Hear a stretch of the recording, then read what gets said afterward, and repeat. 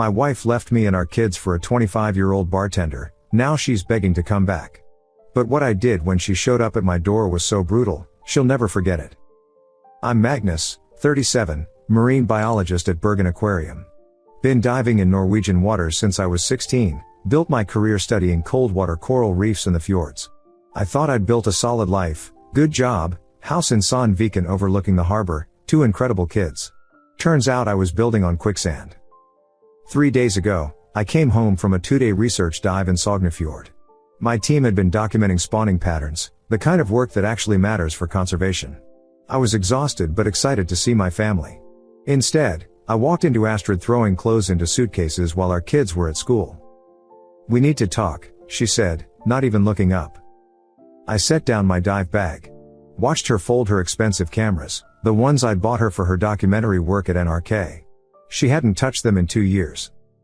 "I'm leaving," she announced. "I've met someone who actually sees me. Who understands that I'm more than just a mother and wife. I'm an artist, Magnus. And Christopher. He gets that." Christopher. The bartender from that place downtown she'd been going to with her film friends. 24 years old. Still lived with 3 roommates near the university.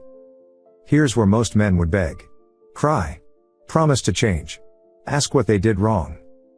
I didn't. I pulled out a kitchen chair and sat down. "What about Soren and Maja?" She actually laughed. "They're better off with you. You're the stable one, remember? The one with routines and schedules. I need to explore this connection.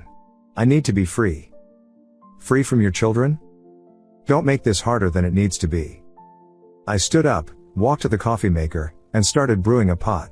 My hands were steady. "How much money did you take?" That stopped her. "What?" "From our DNB account." "How much?" She zipped the suitcase. I took what I needed. I pulled out my phone, logged into our banking app. 400,000 Norwegian kroner. Gone. 400,000 Norwegian kroner, our emergency fund, savings for the kids' education, everything we'd built together. That's theft, Astrid. It's a joint account. I have every right to abandon your children and steal their future? She grabbed her suitcases. "I knew you wouldn't understand. You never supported my art, my dreams. You're so effing rigid, Magnus. Everything has to be data and facts with you." I sipped my coffee. Black, no sugar. "The kids will be home in 2 hours. I'll call them later." "No. You'll explain this to them now or not at all." She stormed toward the door. "Christopher's picking me up. Don't try to contact me. I'll reach out when I'm ready." I followed her to the door. Christopher was outside in a beat-up Volkswagen, drum and bass shaking the windows. He looked like every other wannabe DJ in Bergen, neck tattoos, gauged ears, probably thought he was 2 gigs away from playing Bergenfest. "Astrid," I called out as she loaded her bags. She turned, maybe hoping for that dramatic moment where I'd break down. "Your wedding ring." She pulled it off and tossed it at my feet.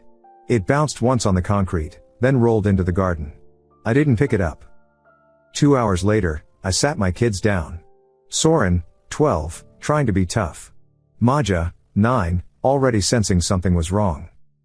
"Mom's going to be away for a while," I said. "She needs some time to figure things out." "Is she coming back?" Maja asked. "I don't know." Soren's jaw clenched. He looks like me, same broad shoulders, same tendency to go quiet when processing. "Did she leave because of us?" "No. She left because of her. This is not your fault. Not even a little bit." That night, after the kids were asleep, I did 4 things. Changed every lock on the house. Moved our remaining money to my personal account.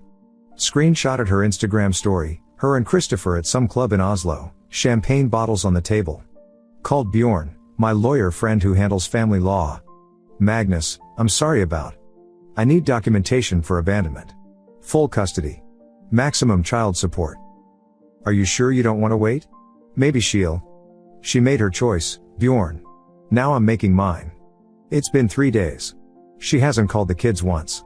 But she's posted 12 Instagram stories. Beaches in Lofoten. Parties in Oslo. Her living my truth manifesto that got 300 likes from people who don't know she has 2 children at home wondering why mommy left. Soren asked me tonight if I'm sad. "No," I told him. "I'm focused." On what? On being the father you need. Both of you. He nodded and went to bed. But I heard him crying later. Maja's been sleeping with every stuffed animal she owns, building a wall around herself.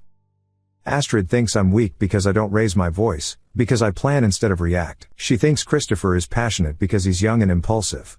She's about to learn the difference between steady and weak. Between quiet and defeated. I'm not chasing her. I'm not begging. I'm documenting everything. And when reality hits, when a 24-year-old bartender realizes that Instagram stories don't pay rent, when her art doesn't materialize into income, when she remembers that life costs money, she'll come back. They always do. But I won't be the man she left. I'll be the one who protected his children from her choices. And that door she walked out of? It doesn't open from her side anymore. Update 1, 2 weeks later. You guys wanted an update. Here it is. First, to everyone who said I should fight for my marriage, she effed Christopher in our bed while I was on a research dive. My neighbor Randy told me. She saw his piece of SHT Volkswagen parked outside multiple times when I was working. So no, there's nothing to fight for. The divorce papers have been filed. Norwegian law is pretty clear on abandonment. Bjorn says we're looking at a slam dunk for full custody. The documentation is extensive. She withdrew 400,000 Norwegian kroner from our joint account the day she left. Zero contact with the children for 14 days. 47 Instagram posts about her new chapter and artistic awakening. Text message to her sister Ingrid saying the kids were creativity clears. Email to her former NRK colleague stating she was finally free from domestic prison. Yeah, I got all of it. Every effing piece. The kids are struggling.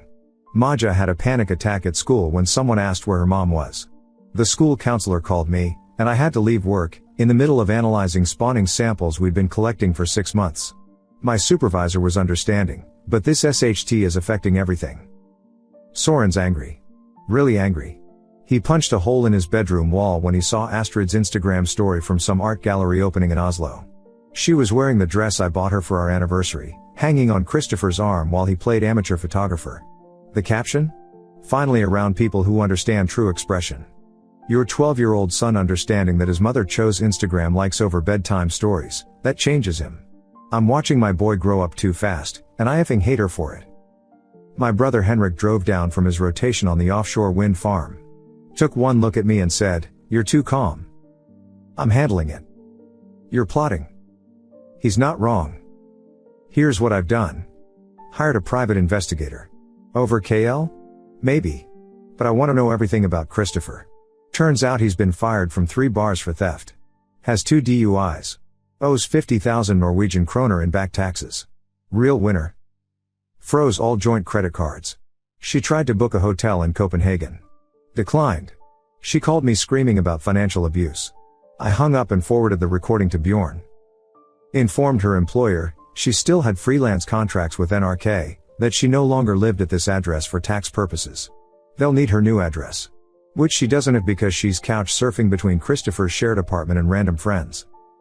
Had coffee with her sister Ingrid. Ingrid's disgusted. Told me Astrid called asking for money because Magnus is being vindictive. Ingrid told her to get a job. I like Ingrid. The best part? Astrid's parents called me. Not her, me. Her father, this old school fisherman from Tromsø, said, "We raised her better than this. You keep those kids safe." She made her bed. Her own father. Last night, I took the kids to dinner at Bien Bazaar. Trying to maintain normalcy. Maja asked if mom was coming back for her birthday next month. I don't know, sweetie. Will you be there? Always. Then it's okay. Soren looked at me across the table. Dad, when she comes back. If she comes back. You won't let her in, right? What makes you think she'll come back? He pulled out his phone, showed me Christopher's Instagram. There he was, face buried in some brunette's neck at a club. Posted 6 hours ago. Tag location, Trondheim.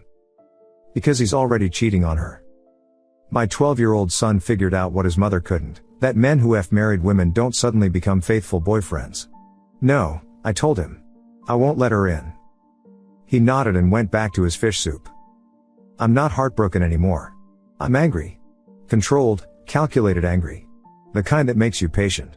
The kind that lets you document every failure, every selfish choice, Every moment she prioritizes herself over these kids. She thinks she's free? She's just free falling. And I'm not putting a net out. When she hits the ground, I'll be standing there with custody papers and a child support order that'll make her artistic expression look like luxury she'll never afford again. My kids deserve better. They deserve a parent who shows up, and if that's just me, then that's just me. But I'll be damned if she gets to waltz back in when her little adventure implodes. Update 2, 2 months later.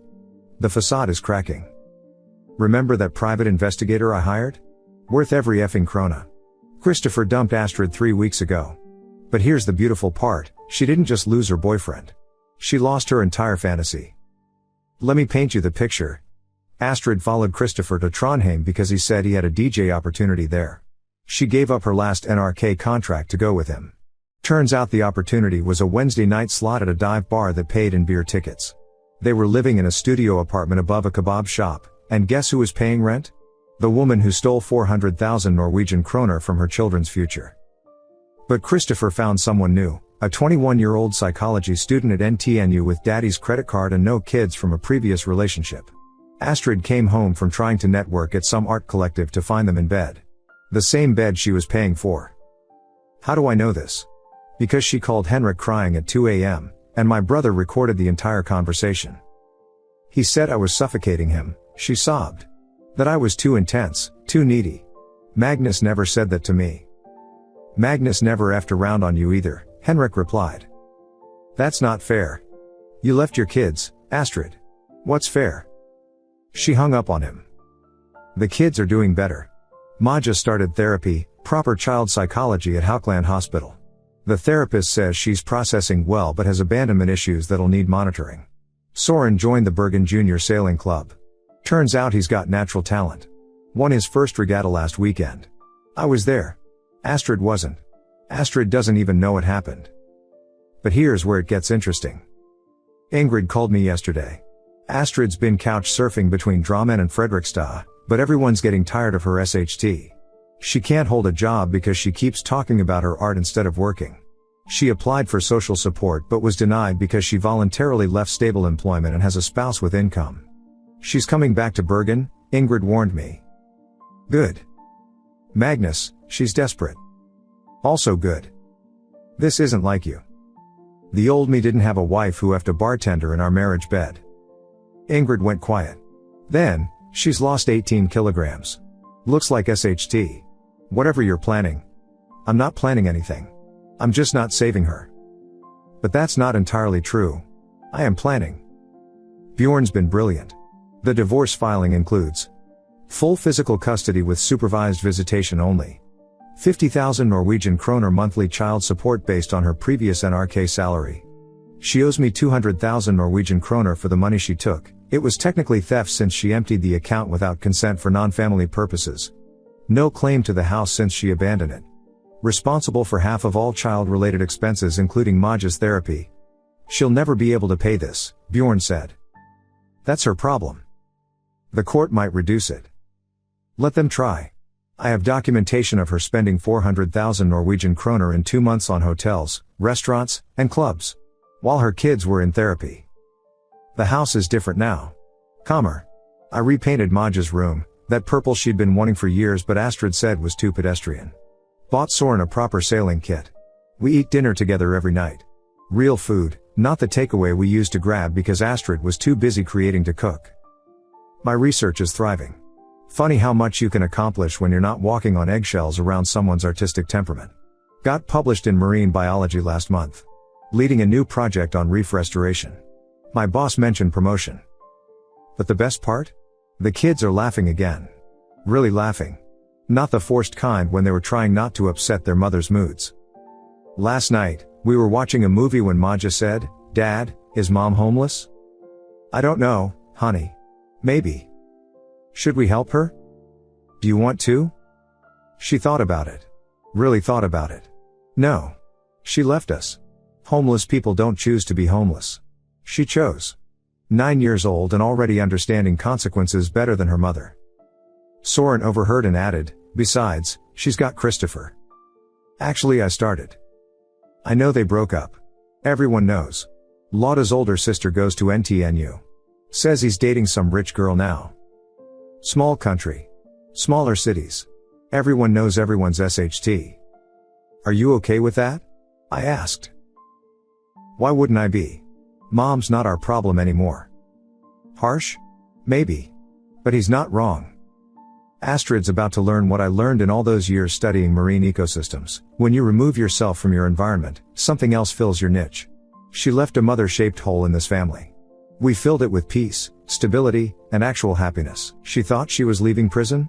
She was leaving the only people obligated to give a SHT about her. Now she's just another failed artist in a country full of them, with no money, no home, and no one waiting for her. Meanwhile, I'm raising 2 kids who know their worth isn't determined by someone else's inability to value them. That's not revenge. That's just moving forward. Update 3, 4 months later. She showed up at Soren's sailing competition. I need to back up. 2 weeks ago, the kids' school had to update their emergency contact information. Standard procedure. The secretary called asking if Astrid's number was still valid. I said no, she no longer had custody rights. Word travels fast in Bergen. Within days, everyone knew. Astrid found out when she tried to pick up Maja from school. Just showed up out of nowhere after 4 months of silence. The school wouldn't release Maja to her. Security had to escort her out when she started screaming about parental rights. Maja saw it all from her classroom window. Her teacher called me immediately. I left work, picked her up, and held her while she shook. Why did she come? Maja asked. I don't know, sweetheart. I don't want to see her. You don't have to. That night, Astrid sent her first text in months. You turned my children against me. I didn't respond. I forwarded it to Bjorn. But showing up at the sailing competition, that was calculated. Public space. Lots of witnesses. She probably thought I wouldn't make a scene. She looked rough. Ingrid wasn't exaggerating about the weight loss. Her clothes hung off her frame. That expensive camera she always carried was gone, probably sold. Hair unwashed, roots showing gray. This from a woman who used to spend 2,000 Norwegian kroner monthly at the salon. She approached during Soren's race prep. I stepped between them. I have a right to see my son. You have supervised visitation you've never scheduled. This is supervised. There are people everywhere. Through the court-appointed facility. You know this. Soren looked over, saw her, and his face went stone cold. Dad? Focus on your race, son. Is she leaving? Yes. But she didn't. She stood there, watching him sail. He came in second, could have won, but seeing her effed with his concentration. When he came off the water, she tried to approach again. Soren, please, I'm your mother. No, he said, loud enough for everyone to hear. You were my mother. Now you're just some woman who left. The other parents stared. The coaches looked uncomfortable. But nobody defended her. These people had seen me at every practice, every competition, alone, for months. She turned to me, tears starting. How could you do this? Do what? Show up? Parent? Stay? You've poisoned them against me. I told them the truth. You left to F a bartender who dumped you for a younger model. Now you're broke and homeless and want your backup plan. That's just facts. Magnus, please. There's the parking lot. Use it. She looked around for sympathy. Found none. Even parents who didn't know our story could see it, the involved father, the kid who didn't want her there, the woman who clearly hadn't been around. She left, but not before saying, I'm getting a lawyer. With what money? I called after her. That was 2 weeks ago. Since then, she was arrested for public intoxication in Stavanger. Ingrid bailed her out. She's living in a women's shelter in Oslo, telling everyone she's a domestic abuse survivor. She started a GoFundMe for rebuilding after narcissistic abuse. It raised 500 Norwegian kroner. From her aunt who has dementia. Christopher's new girlfriend filed a harassment complaint after Astrid showed up at their apartment. Meanwhile, Maja turned 10. We had a party at home, her friends, pizza, movies. She didn't ask about Astrid once. But that night, she gave me a card she'd made. Inside, thank you for staying. I'm getting full custody. Bjorn says it's basically done. The abandonment, the theft, the months of no contact, showing up drunk at the school, no judge will give her anything beyond supervised visits, if that. The child support order is final, 50,000 Norwegian kroner monthly. She's already 200,000 Norwegian kroner behind. Norwegian authorities don't F around with child support. They'll garnish whatever wages she manages to earn for the rest of her life. Henrik asked if I feel bad for her. No. She had everything. A husband who supported her career shifts. Kids who adored her. A house overlooking the harbor. Financial security. She threw it away for a fantasy with a child who played DJ on weekends. Now she's learning what I learned years ago studying predator-prey dynamics. When you abandon your position in the ecosystem, you don't get to come back to it. Something else has already taken your place. In this case, that something is peace. My kids don't walk on eggshells anymore. They don't worry about mom's artistic moods. They just live, they laugh. They achieve things.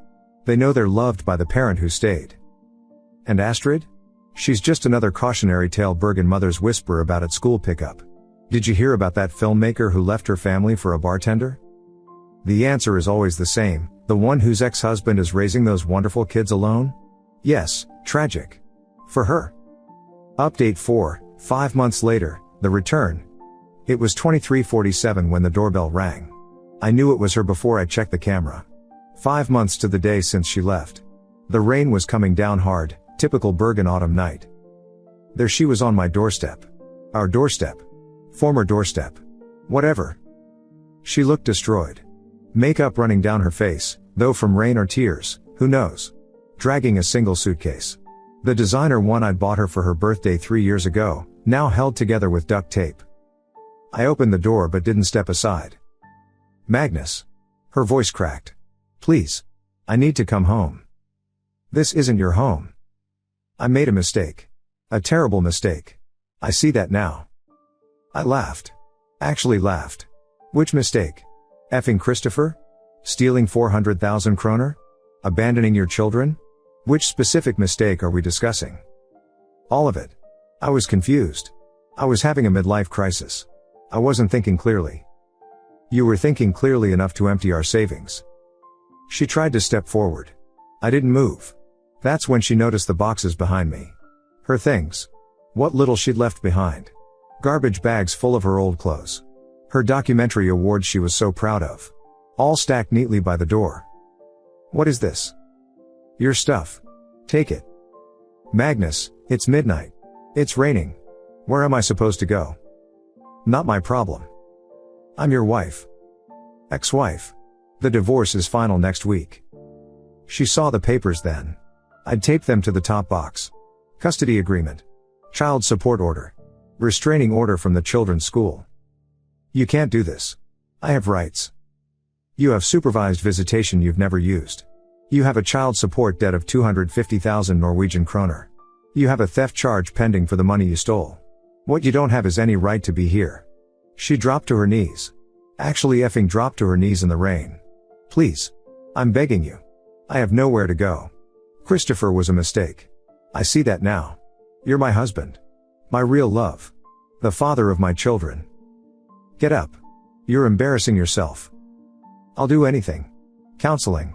Therapy. Whatever you want. I want you to leave. The children need their mother. That's when Soren appeared behind me. He'd heard everything. We don't need you, he said. Calm. Matter of fact.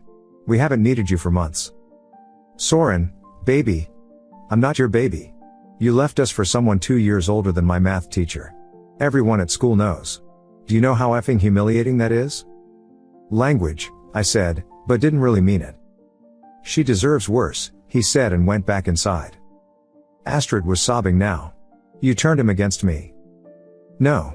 You turned him against you when you chose DK over your children. It wasn't like that. It was exactly like that.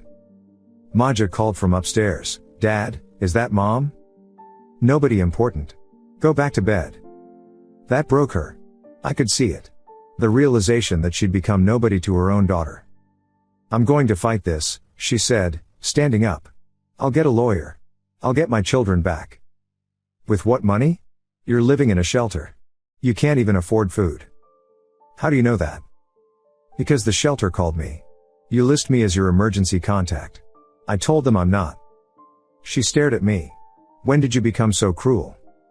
The moment you effed another man in the bed where our children were conceived. I was unhappy. Then you talk. You get therapy. You work on it. You don't destroy your family for some bartender who can't even keep a job. You never supported my dreams. Your dreams? What dreams? You haven't touched a camera in 2 years. You haven't produced anything in 3. Your dreams were just excuses to avoid responsibility. That's not true. Name one project you completed in the last 5 years. Silence. That's what I thought. A car pulled up. Old Volvo. Ingrid behind the wheel. I'd texted her when I saw Astrid at the door. Your ride's here. Magnus, please. One more chance. For the children. The children are happy. First time in years. They don't need you, and neither do I. Ingrid got out, looked at her sister with disgust. Get in the car, Astrid. This is my home. Not anymore, Ingrid said. You made sure of that. As they loaded her pathetic suitcase, Astrid turned back one more time. I loved you. No. You loved what I provided. Stability. Security. Someone to handle the adult SHT while you played artist. That's not love. That's parasitism. You'll regret this. The only thing I regret is not seeing who you really were sooner. She got in the car. As they drove away, I noticed our elderly neighbor, Randy, watching from her window. She gave me a thumbs up. I went inside, locked the door, and found both kids sitting on the stairs. She's gone? Yes. For good? Yes. Maja hugged me. Good. We went to the kitchen, and I made hot chocolate. Real comfort, not the artificial kind Astrid used to post about on Instagram. As we sat there, Soren said something that hit me. You know what the worst part is? She didn't even ask how we were. Not once.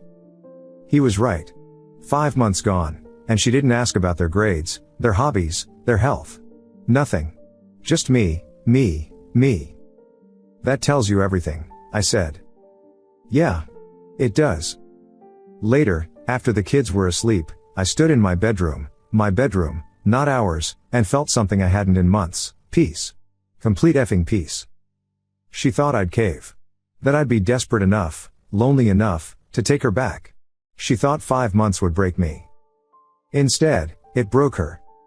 And tomorrow, I'll wake up, make my kids breakfast, go to work, come home to a peaceful house, and live my life. Without drama. Without walking on eggshells. Without someone who thinks parenting is a prison sentence. That's not revenge. That's just consequences. Final update, 6 months later. I wasn't going to update again, but you deserve to know how this ends. The divorce is final. I have full custody.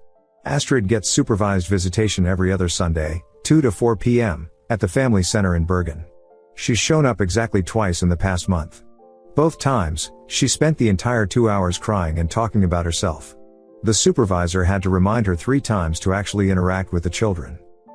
The second visit, Maja brought a book to read. When Astrid asked why, Maja said, because you're boring. All you do is talk about how sad you are. The supervisor documented that. Astrid now works at a Rema 1000 grocery store in Fredrikstad. Minimum wage. Lives in a shared apartment with 3 other people.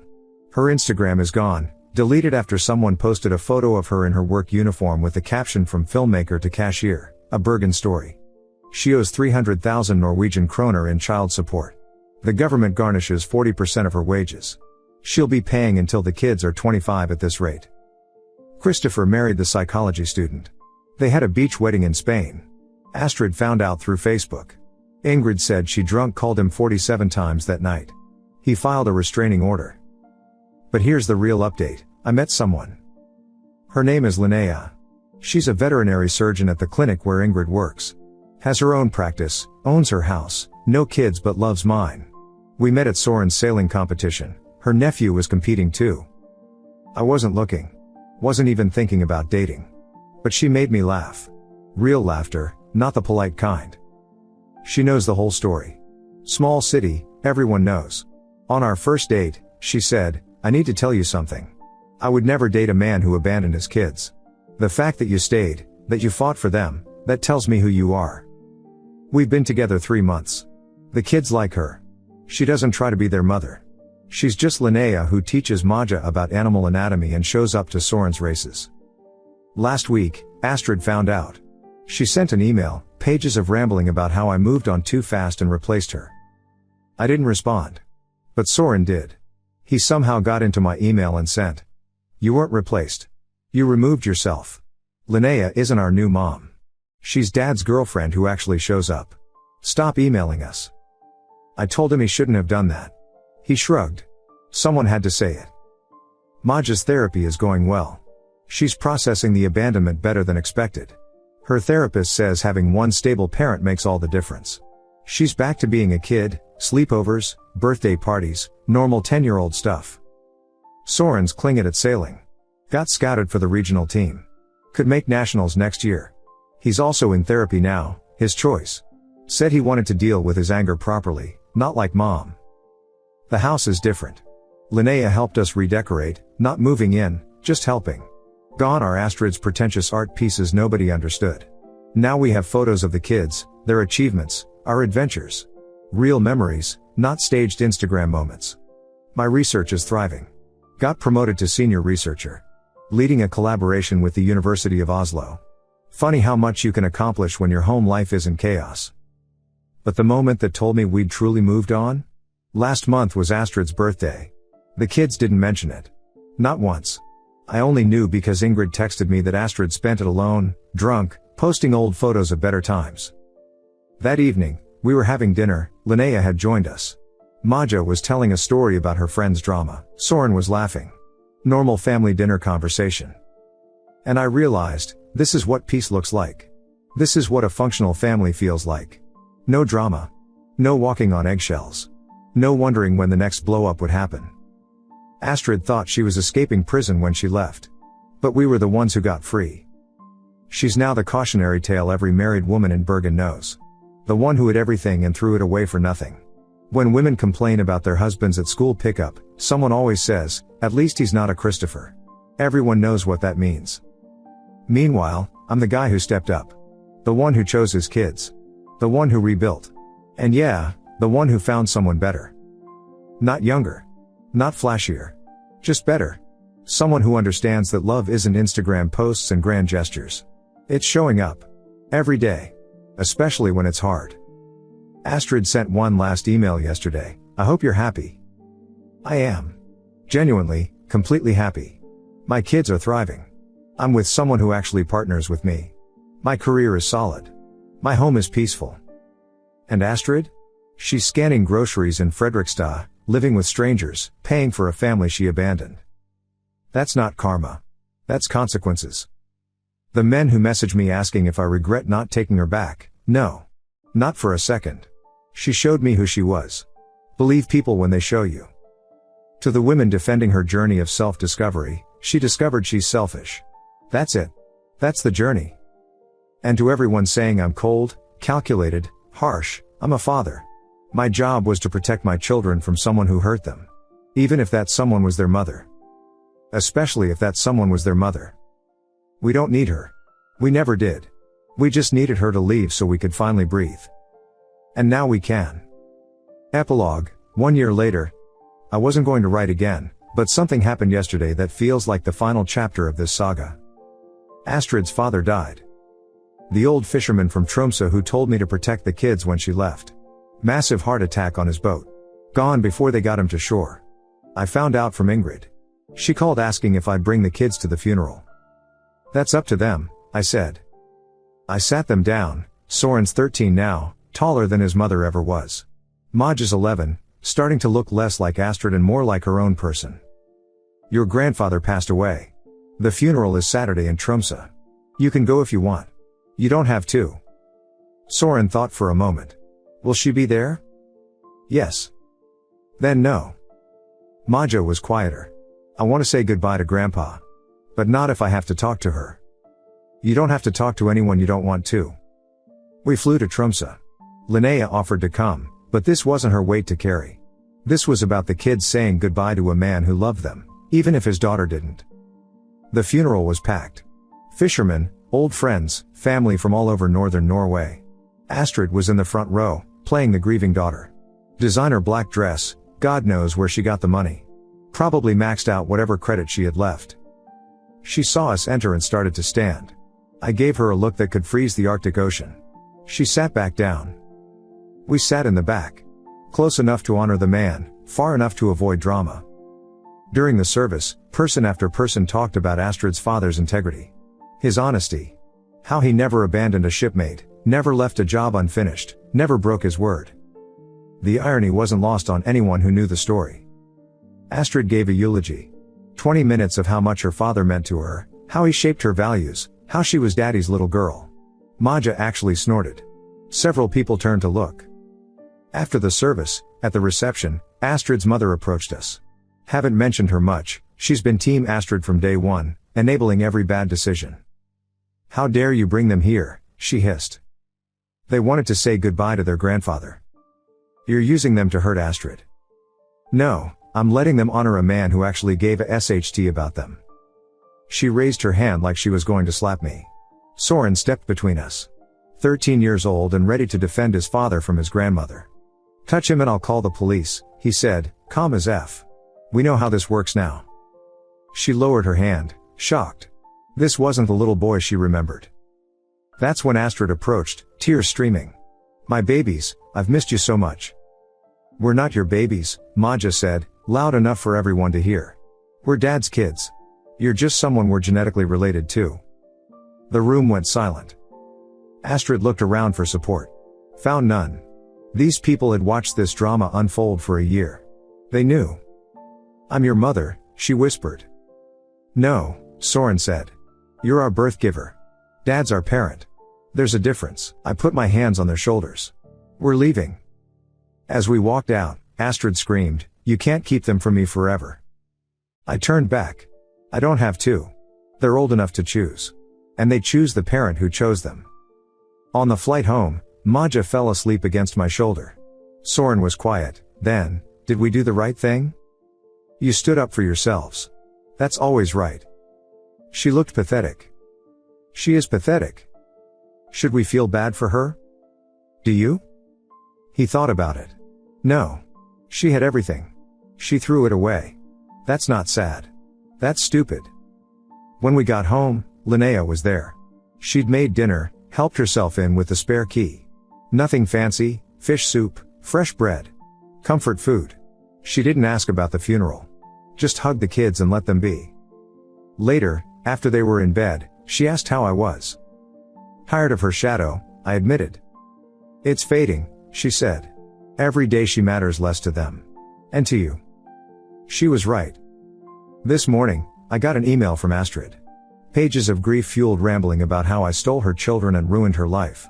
How her father's death made her realize what she'd lost. How she deserves another chance. I didn't read it all. Just forwarded it to Bjorn for the file and blocked the new email address. But here's the thing, and this is why I'm writing this final update. She still doesn't get it. In a year of emails, texts, and confrontations, she's never once said I'm sorry I hurt the kids. Never I was wrong to abandon them. Never they deserved better. It's always about her pain. Her loss. Her mistakes. Her effing journey. Even at her father's funeral, watching his friends talk about loyalty and commitment, she learned nothing. She performed grief like she performed motherhood, for an audience, for sympathy, for attention. My kids see through it now. They're not angry anymore. They're indifferent. And that's worse for her than anger. Anger means you still care. Indifference means you've moved on. Soren's got a girlfriend now, sweet girl from his sailing team. Watching him treat her with respect, communicate openly, be present, he's learning from my example, not his mother's. Maja's writing stories. Good ones. Her teacher wants to submit one to a national youth writing contest. It's about a girl who discovers she's stronger than she knew. Wonder where that came from. They're good kids. Solid kids. Kids who know their worth isn't determined by someone else's inability to value them. Last week, the government finally caught up with Astrid's child support debt. They froze her bank account, seized her tax return, and are now taking 50% of her wages. She'll be paying until she's 60 at this rate. She posted on Facebook about financial abuse and systemic oppression of women. Someone screenshotted and sent it to me. The comments were brutal. Even her old film friends were calling her out. Maybe pay for your kids then? was the top comment. Linnea and I are solid. Not moving in together yet, no rush. The kids need stability, not more change. But she's here most weekends. Taught Maja to knit. Goes to all of Soren's races. Shows up. It's that simple and that important. People ask if I hate Astrid. No. Hate requires energy. Hate means she still affects me. I nothing her. She's a stranger who happens to share DNA with my children. A cautionary tale I'll tell them when they're older about choosing partners. A mistake I learned from. But my kids? They're not mistakes. They're the best thing that came from those 14 years. And they're mine. Not by possession, but by presence. By choosing them every day when she couldn't choose them once. The Viking sagas talk about men who went to sea and never returned, leaving families behind. Those were tragedies. This isn't tragedy. This is just someone who confused selfishness with self-discovery and lost everything real for something that was never there. Yesterday, after we got back from Tromsø, I found Maja in the garden. She'd found Astrid's wedding ring, the one she threw at me when she left. It had been there for a year, tarnished and forgotten. "What should I do with this?" she asked. "Whatever you want." She thought about it, then threw it in the trash. "It's just metal. Doesn't mean anything anymore." And that's it. That's the end. Not with drama or confrontation or some big final showdown. Just a little girl throwing away a meaningless ring while her father makes dinner and her brother does homework and life goes on. Astrid wanted to live her best life. She's living her consequences instead. We're just living. Really living. Without her. And that's the best revenge that isn't even revenge. It's just better. To everyone who followed this story, thank you for the support, the advice, and sometimes the harsh truths. Some of you said I was too cold. Maybe. But warmth without boundaries is just enabling. Some said I should have fought for my marriage. You don't fight for someone who's already left. You fight for the ones who stayed. My kids will grow up knowing their worth. Knowing that love means showing up. Knowing that actions have consequences. And knowing that one good parent is worth more than two where one doesn't give a SHT. That's all that matters. I won't update again. There's nothing left to say. She's gone. We're good. Life moves forward. If you're in a similar situation, here's my advice: document everything. Protect your kids. Don't chase someone who walked away. And remember, the opposite of love isn't hate.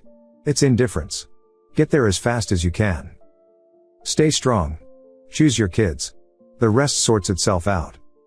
/Magnus. Comments are locked. Edit, for those asking, yes, this is real. Yes, I have all the documentation. No, I won't share identifying details. My kids might read this someday. They deserve to know their father fought for them, but they don't need their pain public. Thank you for understanding. Final edit, Linnea knows about these posts. She laughed and said you're nicer here than in real life. She's right. In real life, I'm done being nice to people who hurt my kids. And that's okay. Nice is overrated. Protective is what matters. Thank you so much for watching until the end. If you really like our videos, please don't forget to like, share, and subscribe. Have a great day.